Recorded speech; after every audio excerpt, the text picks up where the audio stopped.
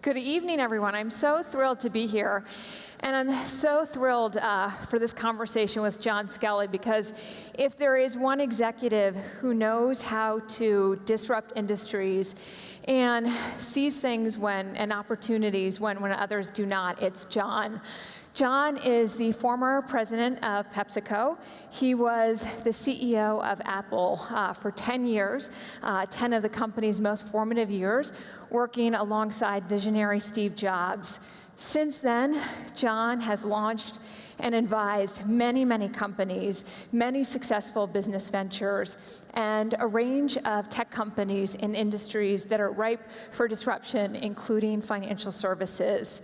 He's helped build dynamic companies, including RX Advance, Flex Pharma, Metro PCS, Rally Health, and Misfit.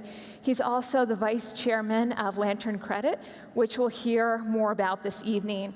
John is really a recognized expert and thinker around how to bring technology and high-tech tools to reinvent industries and to tackle challenges that we're all facing today. He's so passionate around how fintech startups today can disrupt the financial service industry, and that's something we're going to talk about this evening.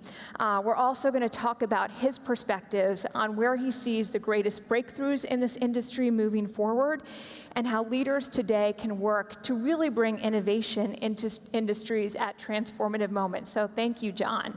I want to start off because you have a really unique perspective and a very unique vantage point. You worked at and led major global corporations. You've led transformation. You've done it at a very large scale. You've done it with entrepreneurial startups. So I'd be curious, describe what you're seeing right now in the financial services category.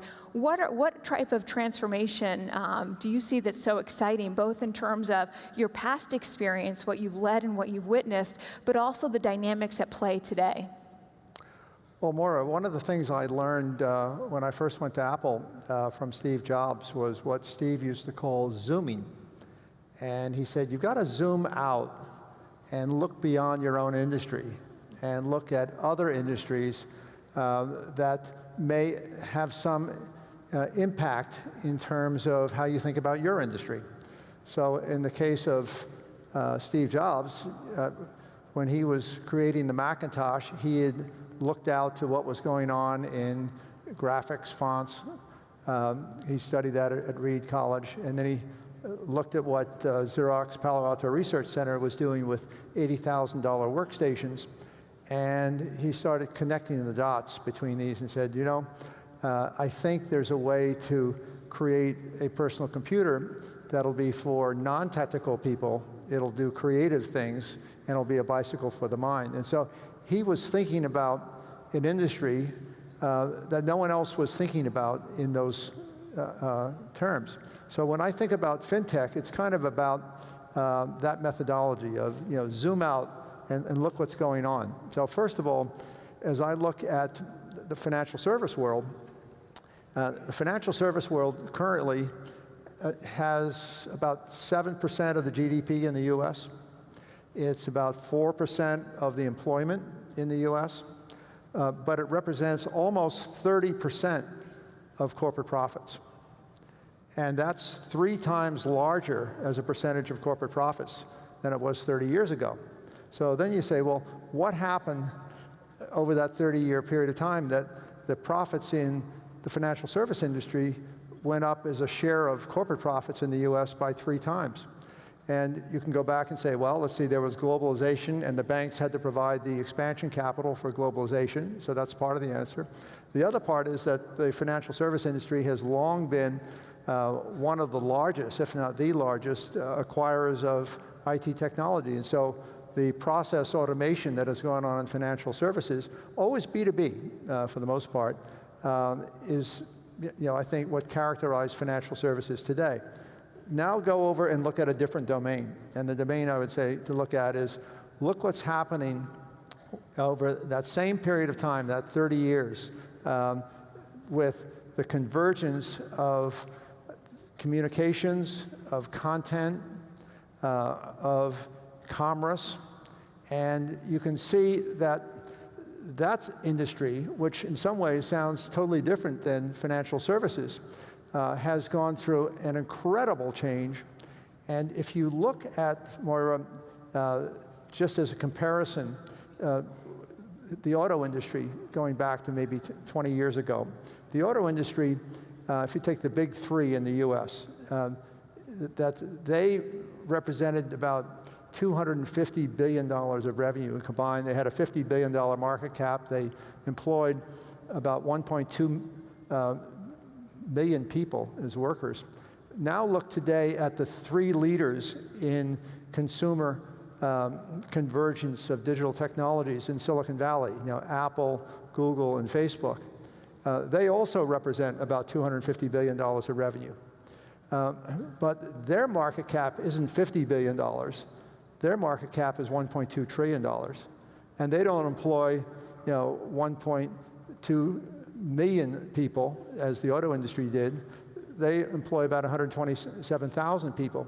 So what you see there are two different industries, financial services for the last 30 years, then these new industries over here that are using the convergence of digital technology, far fewer people, worth a lot more money, growing at an incredibly accelerated rate, and they're coming together.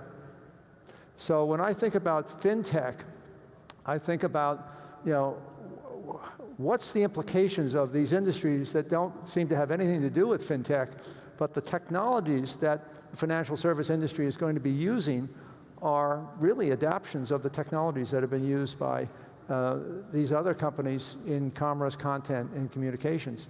And two things I see happening in fintech. One is you see that there are brand new companies that say, we're going to be able to be alternatives to the bank. So it may be how you move money from one place to another. It may be peer-to-peer lending. It could be other types of financial services that are alternatives. Or you can see the banks, in this case, pivoting from strength, because the banks are actually doing really well. The profits are great. The banks pivoting from strength and saying, how do we adapt to use some of these new technologies in ways that we can actually change our business and be able to leverage it and learn from these other domains. I'd be curious, because you started off working on the consumer product side, on the marketing side, and throughout your career, you really spent a lot of time and moved to highly complex, highly regulated industries. So you spend a lot of time in the healthcare space. You're now spending a lot of time in the financial service space, which we'll talk a little bit more about. Describe, though, some of the unique dynamics that are playing out in terms of trying to lead these changes, trying to lead this disruption amidst an environment that can be very, very cumbersome, an environment that VCs often don't like to necessarily play in. What are the dynamics that you see? Well, the way I think about it is that technologies are growing at an exponential rate. So whether it's cloud or mobility or unstructured data analytics or Internet of Things, that the technology advantages aren't enough to secure sustainability in most industries. And the reason I like regulated industries, they're complex, they've got a lot of illogical things to them because there's a lot of lobbying that goes on. I'm involved with healthcare, and you can't imagine how complex healthcare is for reasons you can't explain with any logic. But the reality is, if you have that domain expertise and you combine that with a knowledge of what you can do with technology, it really gives you a differentiation. So whether it's, I started out after Apple going into mobile services, communications is highly regulated. I've been in financial technology going back to the 1990s, and I'm in healthcare. They're all highly regulated industries, and I love the fact that if you're willing to spend the time to learn the domain and you combine that with your knowledge of technology, and particularly today with consumer, which is sort of a third vector for me, it gives you, some ideas of how to think about the same facts often in different ways. I love that you said you love complex, highly regulated industries. I think I don't hear that very often, but I'm happy that someone is so optimistic about those opportunities. So when you're thinking though about the financial service category, what excites you most? What are some of the pain points and the challenges that need to be solved? What's the blue ocean out there right now? Well, I always believe that a customer plan is more important than a business plan. A business plan is really a budgeting process that looks back where you've been and then it sort of projects forward what's realistic to build out the following year or the following several years.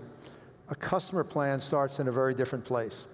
It doesn't worry about the legacies of what came before. It says there has to be a better way of solving really big customer problems. And in the world of consumer credit finance, there's a really big problem. And the problem is that the credit score is the traditional way in which a lot of decisions are made. And there's a very high denial rate of people who apply for credit cards. It's somewhere around half the people who apply for a credit card get turned down. That's expensive for the banks, and it's obviously hurts somebody's credit score when they get a denial. If you look at the process to improve your credit score, it's a very frustrating nightmare experience for most people. It can take 6 months, 7 months, 8 months to get an improvement in your credit score. You're calling call centers, you're calling IVR systems with a robot on the other end, and there's no resolution dispute process that is simple. So you say, yeah, there's some really big problems that can be solved with technology in a better way. So to me, that's one of the really great examples that touches a lot of people that technology can help solve. It's not only a huge pain point for customers, but you said that your credit score is one of the most important numbers in your life. And particularly right now, when there's so much talk about a stagnant and a challenged economy, consumer credit can be such a huge and powerful driver of economic opportunity in this country. Why is the credit score and consumer credit such a big deal, not just for the pain points that all of us have faced, but also in terms of unlocking potential in this country at such a critical moment? Yeah, well, I mean, at the high level, consumer spend is about 70% of our GDP. Americans love to live on credit. That's just part of our culture. And if you look at kind of the middle class, the middle income, a lot of people, you can see it in the presidential election this year, are unhappy because their income hasn't gone up much over the last 15 years. The reality is that if you have a 640 credit score, you want to go out and make a big ticket purchase. Let's say it's a dental implant, automobile, other big ticket purchases, say $20,000, $25,000 that you want to borrow. Your cost of capital with a 640 credit score is probably going to be somewhere around 20%, annual interest rate. If you had a 740 credit score, 100 points higher, your interest rate is probably going to be maybe 10, 11%. And so here you are. In many cases, someone could get a better credit score if they could get through the resolution dispute process, but they're paying a very high rate of interest if they have a lower credit score. And that is a perfect example of how we can start to think about new ways of taking the credit score, and there's some, you take FICO or VantageScore, others who are actually going out and doing scoring. There's nothing wrong with what they do, but it isn't taking advantage of the things that we know that are possible now with technology that can actually give you what we like to refer to as an intelligent credit score. The intelligent credit score essentially means, why don't you imagine being able to apply artificial intelligence and machine learning to the issue of, can you predict before it happens whether someone's going to be denied or not? The cost of denial is expensive for the banks, and it hurts the consumer. Is there a way that you could take somebody's credit worthiness and actually increase their credit worthiness. So maybe their income isn't going up, but if you could expand their ability to credit and lower the cost of borrowing for that, that could make an impact on somebody's life, and it's actually good for the economy. You touched on some of the technology that's driving these opportunities in this space. You talked about machine learning, artificial intelligence. We hear those terms a lot right now, but I would love for you to spend a little bit of time talking about how that actually plays out. What are the accelerants driving some of the much needed change and disruption right now in the sector as a whole? And talk a little bit about what's going on too with consumer credit. How does that actually play out day to day? Well, let me just kind of make sure we all have kind of a common baseline of what is unstructured data, what is machine learning, what is cognizant AI. So the big change in the world with anything to do with consumers, over the last 7-8 years has been the combination of cloud computing and unstructured data analytics. And a lot of that is made available to consumers using mobile devices. And unstructured data analytics is very different than structured analytics. When we were doing things like DB2 databases, we'd have a small number of attributes that we could say, we can take these variables, but it was very manageable. Unstructured data means data from anywhere. In the world of fintech, we think of it as the data exhaust. Probably 98% of the data that's out there isn't being utilized in any useful way. Why? Because all we can do now is to take probability theory. So this is like Bayesian statistical modeling, Monte Carlo game theory, Markov chains. These are techniques that are used to be able to use prediction from unstructured data.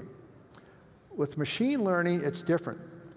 Machine learning is very simply instead of programming a computer, a machine, to do something, this is what we've been doing ever since the computer industry has been around, now we're able to create a way for machines to learn from other machines. So it could be sensors with the Internet of Things, it could be one computer talking to another computer. By 2020, the estimates are, Moira, that this comes from McKinsey and Intel and Cisco and GE, people who are really looking at the industrial internet. They believe there'll be about 20 billion wireless connected devices. Well, obviously these aren't all to people because there are only 7 billion people on the planet. It's basically machines talking to machines. And so machines learning from machines, machine learning is mostly about patterns. So pattern matching from, for finding terrorists with matching photos, and doing billions and billions of photos in a very short period of time is totally practical now, or looking at all kinds of complex data with machine learning. Artificial intelligence, right now it's called deep learning or cognizant AI. That's different because this is not just about pattern matching. This is about teaching computers to reason. So if you think back some years ago when Garry Kasparov, who was then the chess champion from Russia, played against Deep Blue, IBM's computer that played chess, and he lost. Well, chess happens to be a perfect example of machine learning. What does it do? It goes through 1 million possible moves, and in less than a second can figure out which of those moves is the best choice. But that's not artificial intelligence, that's machine learning. Then Google buys this company called Deep Learning, and they go out and they play Go. Well, Go is a much more complicated game by orders of magnitude than chess. So you just couldn't do the pattern matching to beat the champion in Go. And that meant you had to actually have technology that could reason. And you had to take advantage of this exponential growth of computational power of cloud computing. And so that's one of the early examples of how deep learning can be applied. Well, those types of technologies are going to be applied in many different parts of fintech. Because as I was saying earlier, probably 98% of this data exhaust is just going out there. It's just exhausting out of the system, and we haven't had a way to harness it. we can harness a little bit of it with unstructured data analytics, but you start to bring in machine learning and AI, you can think about ways of dramatically changing the types of services, whether it's robo-advisory services or whether it's things you can do with consumer credit finance, or whether it's things that are going on. I'm very much involved in healthcare, and we're using AI and machine learning in healthcare too. So we are at one of those moments where it's no longer science fiction. This is real stuff. So it seems that these are real accelerants in terms of the opportunity and the change that you're so excited about. But I would love for you to also talk about what this means for the consumer. In the work that you do in the healthcare space, there is this new move towards consumer empowerment, thanks to big data and being able to own data and the like.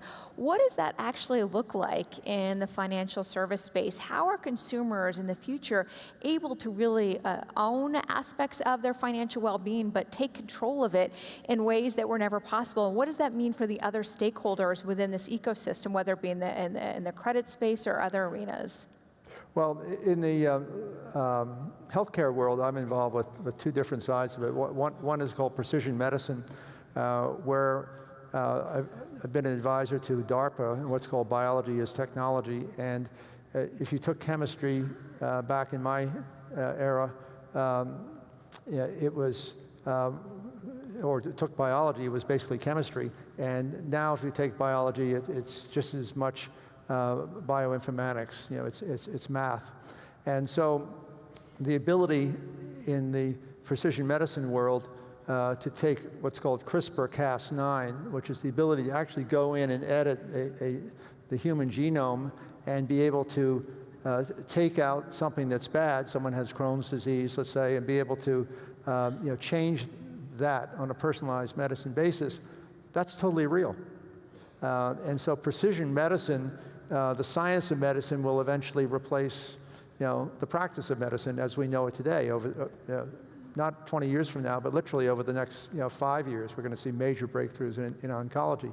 Same thing in the delivery of healthcare. I'm focused on chronic care health, and we're bringing in artificial intelligence and machine learning to deal with chronic care patients. And without going into all the details of it, it's going to dramatically change the cost of healthcare. 5% of the population has chronically ill diseases, which account for 50% of the $3 trillion health spend, about $1.5 trillion. Well, we can fundamentally change by hundreds of billions of dollars of cost and efficiencies. So now let's go over to financial services. Why can't those same technologies that have been applied in other fields, whether it's what Facebook is doing, now they're focused on how do we get smart software subroutines called bots, chat bots, into messaging. Messaging is the big hot space now, kind of replacing apps. And you see incredible talent going into that. Google is doing many things in a similar way. And how do you take those same technologies and say, how do we adapt them to this regulated industry called fintech? The place where I start is I say, I'm not a banker, so I'm coming at it and saying, gee, we got the CFPB, why don't we work with them?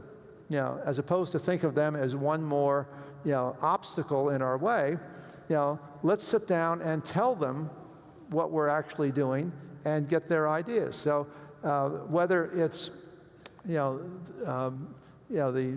new Basel III regs of how much assets you have to have coverage on, or whether it's implications of Dodd-Frank, or whether it's CFPB, I think you actually want to take the initiative and figure out how do you work with those regulatory agencies, and then how do you adapt, going back to this, look at multiple domains. The regulators are a domain, the technology is a domain in other fields where it's being used. How do you bring those dots together so that you can actually think about things in different ways? And the tricky thing for the financial service world is it is so profitable. It's got so much success that my experience is that we often become victims of our own success.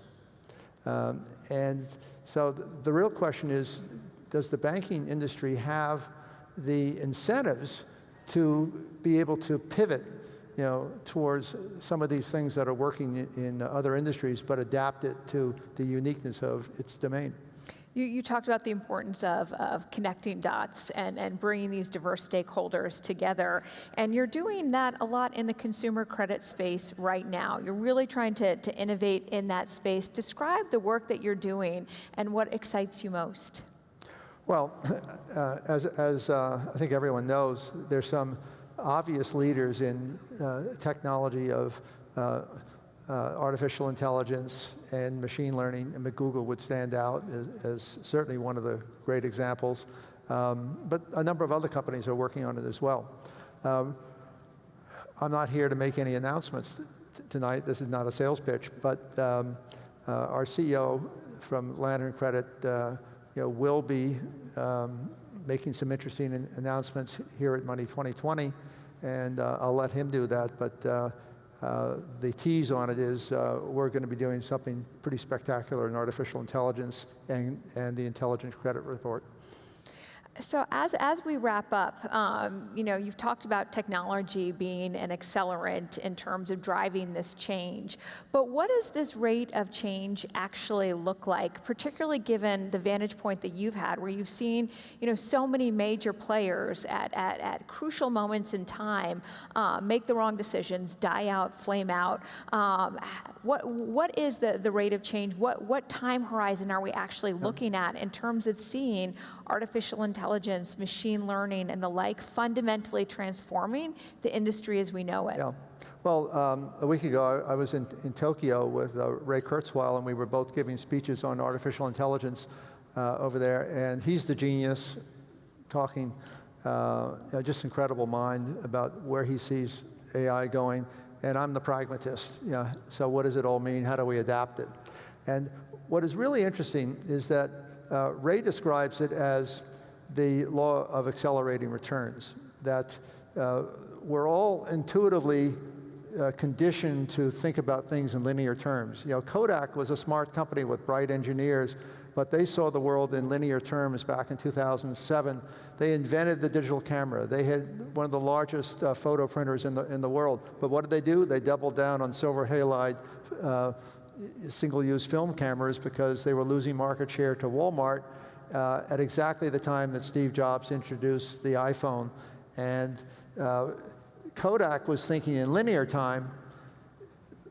Apple was thinking in exponential time. And that's what Ray Kurzweil says, is that you've got to learn to adapt to exponential time. So the real question, Moira, is I think of it, my words would be, we live in an era of urgency. What used to take 10 years, we got to do in 3 years. What used to take 3 years, we got to do in 3 months.